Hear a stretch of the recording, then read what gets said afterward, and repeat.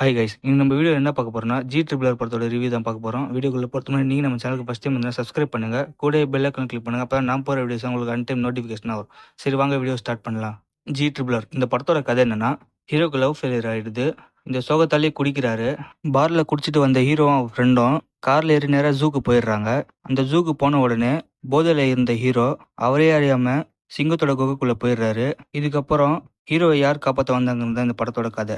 படத்தோட பாசிட்டிவ் நெகட்டிவ்னு பார்த்துருவோம். First positive point என்னன்னா, படத்துல இந்த ஸ்டோரி டெல்லிங்கும் அண்ட் நிமிஷத்துக்கு நிமிஷம் வந்த காமெடிஸ் தான். எந்த காமெடியும் கிரிஞ்சா ஃபீல் ஆகாம படத்துல நிமிஷத்துக்கு நிமிஷம் காமெடி அழுத்தி தைச்சிருக்காங்க தான் சொல்லணும். ஏன்னா இந்த படத்தோட ஸ்கிரிப்டே காமெடிக்கு ஏற்ற ஸ்கிரிப்ட் தான். அதனாலே படத்துல காமெடி அவ்வளோ அல்டிமேட்டா ஃபீல் ஆயிருந்துச்சுங்க. ஒரு காமெடி கூட மொக்கையா இருக்குன்னு சொல்லவே முடியாது. அவ்வளோ சூப்பரா காமெடிலாம் ஒர்க் ஆயிருந்துச்சுங்க.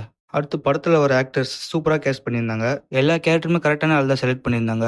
குறிப்பா சொல்லணும்னா சிங்கத்தோட குகைக்குள்ள போன ஹீரோவும் அவரை காப்பாற்ற போன ஒரு ஆஃபீஸரும் இவங்க ரெண்டு பேரும் பண்ற அலப்பற வயிறு குழுங்க சிரிக்க வைக்குங்க. ஆக்டிங் வைஸாவும் இவங்க ரெண்டு பேரும் நல்லா எதார்த்தமா நடிச்சிருந்தாங்க. எக்ஸாம்பிளுக்கு சொல்லணும்னா இவங்க இருந்த இடத்துல சிங்கமே கிடையாது, ஃபுல்லா கிராஃபிக்ஸ் பண்ணி தான் மெர்ச் பண்ணிருக்காங்க. இவங்க ரெண்டு பேரும் சிங்கம் இல்லாத இடத்துல சிங்கம் இருக்கிற மாதிரி இமேஜினேஷன் பண்ணி நல்லாவே நடிச்சிருந்தாங்க. அந்த சீன்ல அவ்வளவு எதார்த்தமா நடிச்சிருந்தாங்க. பேக்ரவுண்ட் ஸ்கோர் பொறுத்த வரைக்கும் நல்லாவே பண்ணியிருந்தாங்க. சாங்ஸ் எல்லாம் அந்த அளவுக்கு எடுபடல, ஆனா பேக்ரவுண்ட் ஸ்கோர் தரமா பண்ணியிருந்தாங்க. சினிமாட்டோகிராஃபியும் குவாலிட்டியா பிரசன்ட் பண்ணியிருந்தாங்க.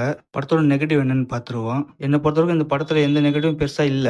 இருந்தாலும் படம் பார்க்கும்போது கிராபிக்ஸ் ஒரு மாதிரி உறுத்தலாவே இருந்துச்சு. கிராபிக்ஸ் பச்சையா தெரிஞ்சுது. இது மட்டும் தான் எனக்கு தெரிஞ்ச நெகட்டிவ்.